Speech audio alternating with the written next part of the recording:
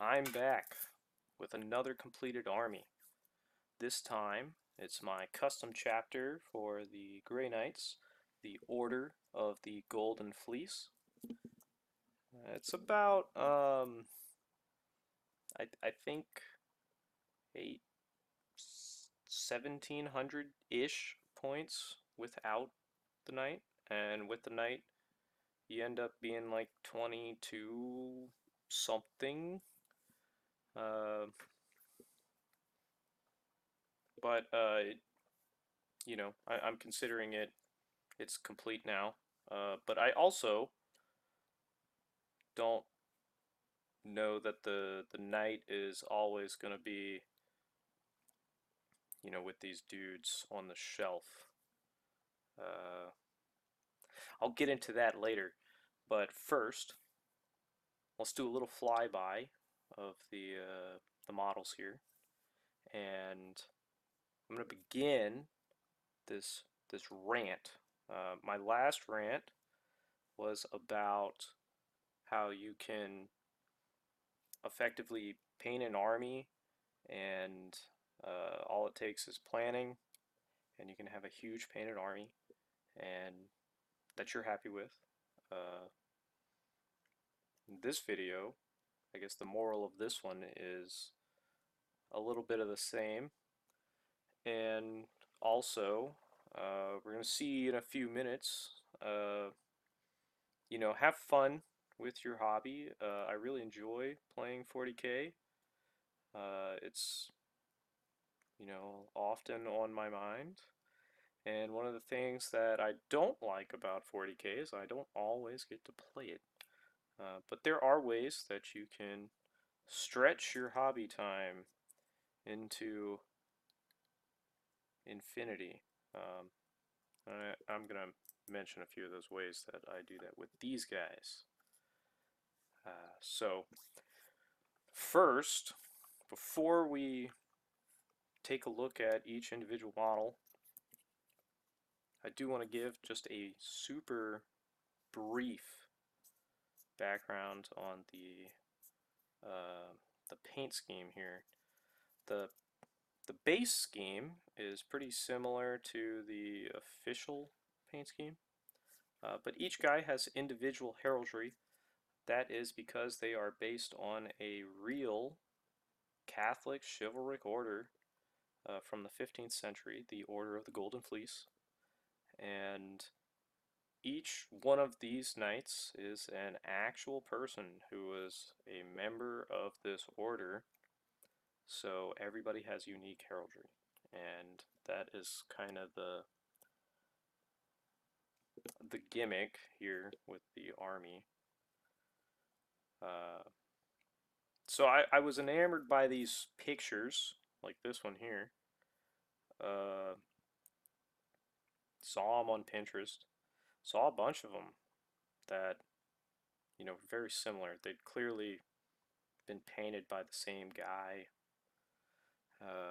And I wanted more. So I did some research and I found out where they came from. They came from this manuscript, the Grand Armorial Equestre de la Toison d'Or. Uh, the article's in French. There's no English article. Sorry. Um, go ahead and pause that and then learn French so that you can read it. But basically, it's just saying that there was founded by Philip the Good, Duke of Burgundy, in 1429, uh, and there's inconsistencies in this article, but whatever. Anyway, 1429 he founds the order, and then somewhere between 1430 and 1460 something, this manuscript is quote unquote completed. It's not completed, and if you go to the Gallica um, website database, you can actually see the scans of this entire thing, as is from the BNF, that's the Bibliothèque Nationale de France, and that has the entire thing. It's worth a look. Uh, and the second part of the article I have here kind of tells you what's in that manuscript. Uh, it's composed of two parts. The first part contains the portraits on a full page of 79 knights of the order on a horse in their super baller jousting outfits. And the second part has 942 heraldic shields from all of Europe. And this is these particular bullet points are a bold-faced lie. Uh, I'm sure whoever wrote this article doesn't know that they're a bold-faced lie, but after years of painting these guys and getting more and more curious about these guys, I can confirm that this particular article is lying to you, and it would eventually become the bane of my existence. But that's foreshadowing, and before we talk about all that, let's look at the models.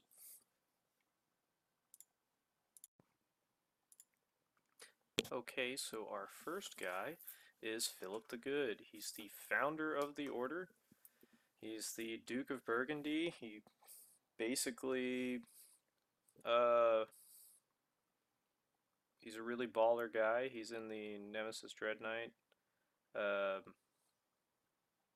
he brought Burgundy into basically like a golden age. Um, and his order, the Order of the Golden Fleece, would become basically like the biggest, bestest club ever. And he would you'll see here, that's the Golden Fleece on a banner. And here's his heraldry that I painted on his legs and multiple places on him. Even did a little tiny one on his pauldron, and I did it again on the back. I think he turned out pretty nice. Um, he's a pretty cool guy, except for handing over Joan of Arc to be burned at the stake. Anyway, next we've got this guy, uh, Guillaume de Vergy, I think. We're gonna find out later. But this is the last one I painted, so this is the capstone here. He's not, he's not the best. He's not the most impressive. I am pretty proud of the Eagles. But this guy, while being the last model I painted, was actually the first guy to be inducted into the order. So he's, a pretty cool dude. In fact, all of these guys they're really interesting to learn about. 15th century Europe. Okay, this whole like France, England, Spain, Portugal, Burgundy. This whole area is like Game of Thrones. Um, we got some other dude.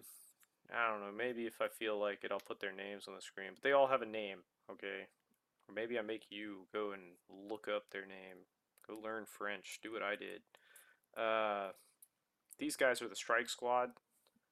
Initially, this is the first models I painted. Um, I got them so that I could play Kill Team, and I played, I think, 2 games of Kill Team, and then I moved, and then I had no one to play with because I knew no one, and then I got into a regular 40k because Kill Team I deemed to actually be too hard. You know, a bunch of people say it's easier. This guy's got like he's doing smite, because when I painted him, smite was a thing that we could do, and it was really cool. And played 2 games and then never smited again. We got the dual falchions on this guy. Yeah, it's pretty sweet.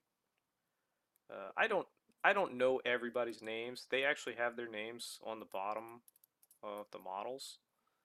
I only really remember the really cool guys. Uh, just because they're the characters and they're also recurring characters in the drama that goes on in 15th century Europe.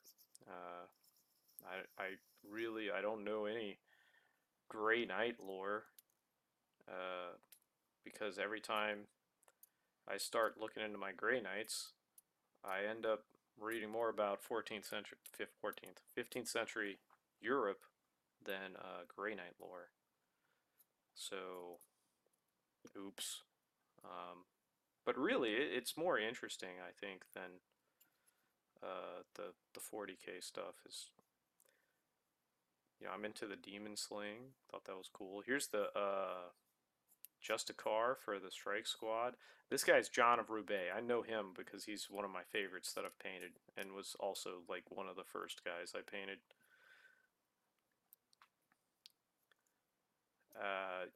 You'll notice once we move out of these first couple models, the attention to detail kind of drops off. The paint scheme, like I said, is really just the basic Grey Knight paint scheme, but it's I'm proud of the flowers there. It's a little simplified. I prime them in lead belcher, and this is Roland Dudekirk or something along those lines. Prime them in lead belcher, dry brush them in Rune Fang steel, I think, and then I do a wash all over them with Dragonhof Nightshade. Then I paint the gold stuff Gehenna Gold, and I Agrax Earthshade that. The swords are Calidor Sky Blue. I don't even know if that's a paint anymore. And then I have this like really jacked up brush that I put just some kind of titanium white on and dry brush them to kind of get like a really cheap and dirty. So this guy, all right, we got this guy, right? He looks familiar. That's because his brother, boom, they were, they're both in the club. Except one of them got Terminator armor, so I guess they might be jealous about that. Yeah, you used the jacked up dry brush to get a power sword thing. And the top left diamond, that's not a screw up. It's supposed to be a lion. There's like a microscopic lion in there. This guy, this one is, I can't remember his name, but he's like one of the more striking heraldries in the armorial.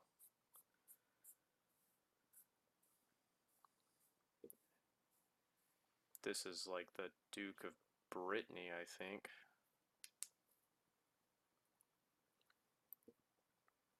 I'm not drilling any barrels, alright? You never see me drill a barrel. People have told me, they're like, drill the barrels. No. Why would I do that? Waste of time. Look, a lion. It's Simba. Uh, I hate drilling barrels. I hate drilling holes to begin with. I do it on some of them, to, attach parts, but I'm kind of, I convert them a little bit maybe, and then that's it. More Simbas. Mm. This guy's got like the staff, which used to be a thing, not anymore. I usually just run him as the Narthesium guy. Here we go. This is the King of Castile. This guy. is pretty cool. Uh, Particularly proud of this one too. I mean, he's like, look at him. He just looks awesome. I put like I don't know where that thing is on his back. I don't know what that actually is for, but it makes him look cool. So it goes up on there. All their relics are gold plated to protect their relics from the elements. So these are my paladins. Using these Horus Heresy Cataphracti Terminators because 25 bucks got you 5 of them instead of like 75 bucks for 5 of the regular ones. And they all got converted. So uh, they have these gauntlet mounted storm bolters. The storm bolters are kind of odd, but that's what I was able to come up with. And then obviously they were given Grey Knight weapons and painted in the same scheme. It makes the paladins look different, you know, otherwise the paladins just look exactly the same as the other guys. And I can't even tell them apart. So, you know, these are pretty cool. I only did 5 of them. I got I got really tired of converting these guys. I had another set of them, and I did the whole thing. I converted them and all, and then I basically became disgusted with the state of the army, and was like, well, I'm close to 2,000 points, so I sold those guys. So I hope they found a nice home. Here we have the Bishop of Beauvais. Uh, he's pretty cool looking. I'm pretty happy with this guy. He's converted Black Templars something. Uh, you know, he looks pretty cool. The yellow is nice. Yellow and red, and I converted that like a wrist-mounted weapon onto him to be more Grey Knightsy. Yellow and red are super popular colors in heraldry. It's obnoxious because yellow is a terrible color to paint, but it looks so good in heraldry. Here we have Hughes de Lanoy. I usually run this guy as the librarian. Um, he in the first half of 10th edition was absolutely wrecking people, and he's a Horus Heresy Praetor that I did some conversion work on. Uh, he was wrecking people. Now he doesn't do hardly anything, honestly. He just deep strikes in and gets me some secondaries instead of deep striking and getting secondaries and killing like a huge monster solo.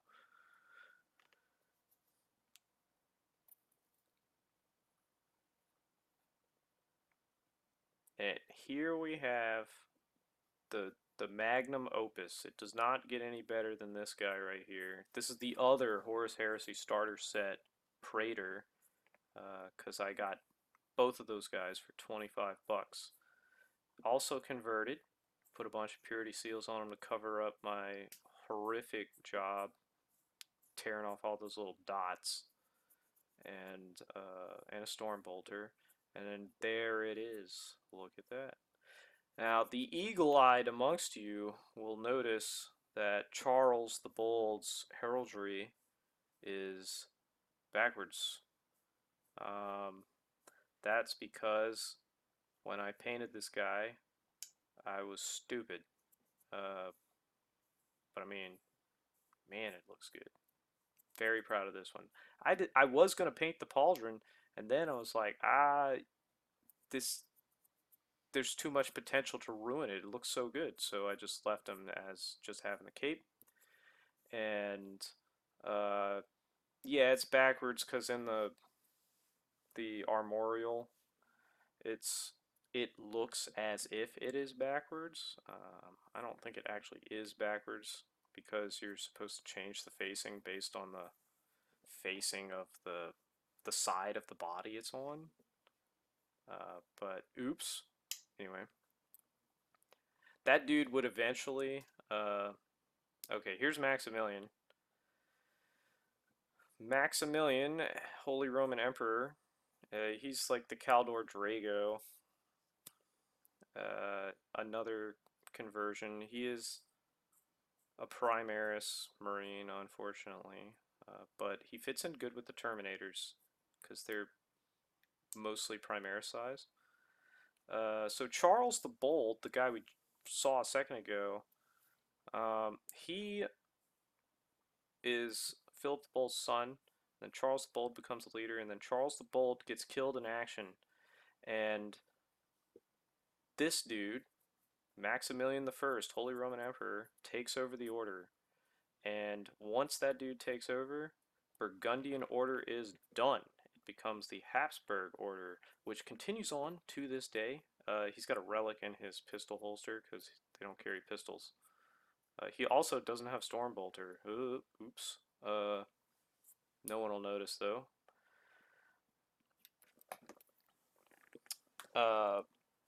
Yeah, so he starts the Habsburg order, and then there's a Spanish one that splits off from that too.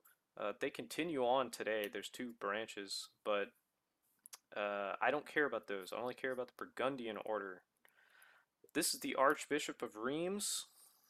This is right after the strike squad. I painted this guy, and I spent a good bit of time painting this guy. You can't see it too good, but there's actually, I painted the stained glass in each of those things. And on his front, I did like a period correct stained glass, kind of like a facsimile on there. And I converted him so that he was kind of like a chaplain because he's an archbishop.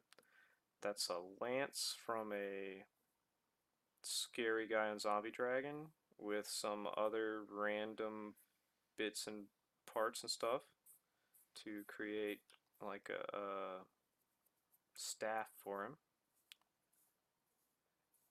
And there's like some fuzz on his hands. I don't know what that's about. Um, come back past me, put him back in the frame. I'm gonna be really lazy, and I'm not gonna edit this. So enjoy this while we wait for him to come back. There he is. All right. Yeah, I'm pretty proud of this one. He looks really good. Um, he sucks. He sucks in the game. He's better in melee than he is at shooting. The las cannon never hits. It's it's one freaking shot. It's got two barrels, and it's one freaking shot. It's obnoxious. It's absolutely obnoxious. And now we've got this boy here. This is Edward the Fourth, King of England, the Rose of Rouen.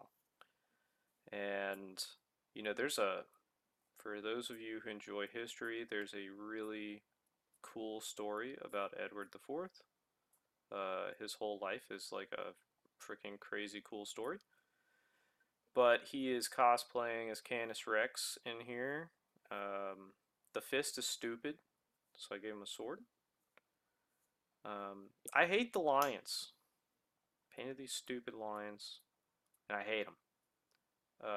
Yellow sucks to paint, and the lions, they just kept coming out looking weird. I painted them a couple times, and now this is just what they're at. But I'm pretty darn good at fleur-de-lis. Pretty satisfied with those, and I'm satisfied with the white rose. Like that looks really good. But that's all the guys. And now let's take a look at some other things. We're gonna do a diary reading here. This is my dream journal for the last 20 years. Just kidding. This is my I guess you'd call it a journal. I don't know what I don't even call it anything. I just call it like my book for the Order of the Golden Fleece. I have my paint recipe is in here. Pause to steal. One thing to note though is that this section at the bottom, I actually paint the it's not quite in the order that I actually painted in. Paint the bottom first. And then I have a little bit of information about the founding of the order. Uh, because I'm really nerding out about these guys. Um, and I also have in here uh, heraldry for all of those big uh, portraits, like the picture I showed in the beginning. And then I have a little note of who the person is and what they're modeled as. And I did that for all 79 of these knights. This is the collar of the order. All the knights would get one of these. Uh, so I also use this book to write down at a certain point, right? I started the book. I should have started in the beginning. This is my advice to you listening to me is start this stupid journal for your army, for your cool guys. Start this stupid journal and then keep it like as you paint the army, as you fight with the army, you could have a list of every battle, and you could just, you could just say like win, lose, or you could put the points, or I don't care about the points, so I don't put them in there. Usually try to kind of like storyfy it a little bit, or, uh, something.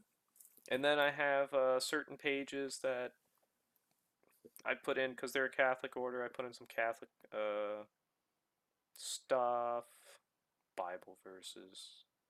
Um, that was the coronation. Yeah, Bishop of Beauvais was the yellow dude, right? He's the guy who's basically responsible for Joan of Arc getting fried. Uh, so he was he was good buddies with Philip the Good though. Oops. Um, nobody's perfect, right? My guys are idealized. They're fighting demons. They're fighting for, Christ and Christendom, and they're highly religious, and, they take it all very seriously, right? And I have here a list. Okay, there's this list, right, of all of the knights, and I've listed them all out here, and the years that they were inducted. And this is what I was talking about with foreshadowing. Uh, you would think there's 79 knights. You would think that the 79 knights in that grand armorial that have full color pages, you'd think those would be the guys. 79 matches up, right? It's not the guys. So everybody who has an X over them was not a member of the order, uh, of the Burgundian order. And if they have an X with a dot, that means somebody who held that office eventually would become a knight of like the Habsburg order or something like that. But yeah, if they have an X, it ain't them. Is it's stupid. Uh, yeah, that burned me up. So like half the guys, not that anybody would know if I didn't tell them or they somehow saw this video. Uh, like half the guys I painted, they aren't even actually members of the Golden Fleece. They're just in this armorial, and for some reason were deemed more important than the people the thing is actually named after. Anyway, Hugh de Lannoy, there he is. And John of Roubaix. He's pretty cool. Antoine de Vergy, I think that's what it says. I can't read. I'm looking at a very tiny screen. Uh, Philly Pote is he comes up in a bunch of stuff. He's pretty cool, and this is a diptych that was in this prayer book of Philip the Good. So I just kind of made a rough copy of it with my Crayola markers. Um, so this is like I give myself these horrific projects to complete, and this was one of them. But it's cool once it's done. You can go back and look at how many times have I lost? Almost all of them, and that's the end of the Grey Knight section, right? But there's some other things in there. There's a couple. Yeah, that's the Pope. Uh, and I also have the whole codex. There it is. It's actually, I think, two whole codexes right there. Have a shorthand that probably only I can read. Um, but if the book goes with you, it stays with the army, goes with you, and now you have all the information you need to play the game. Even all the strats and the detachment rules. Uh, that one's not updated because that's an old one, but I use that when I play the game instead of having to look at rely on an app that may or may not work. Um, so it's pretty cool, very nice, love it. Um, this is a dice that I use. I don't know, maybe you care about this. It's really cool to have some dice that kind of match the theme. Gets you into it. These are kind of like a celestial blue. They actually glow in the dark, um, but they're like a blue with some gold flakes in them, and you know, uh, holy power ish kind of look like that. Uh, does make the game a little bit more fun to play with the stuff you got. And I have here the Terminators can have like a banner.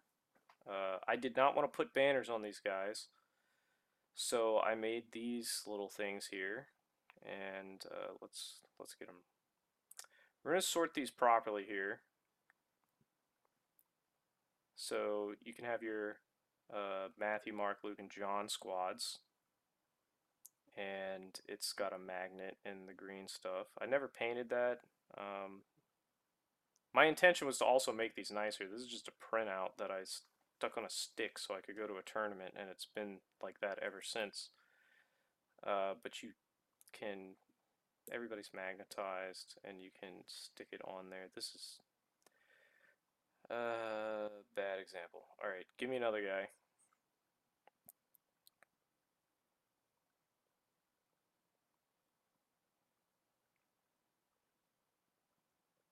There you go. So sticks on like that, and if I were to paint that stupid green blob, it would blend right in and look like it was meant to be. And then, if the world explodes and you no longer want banners, you don't have to have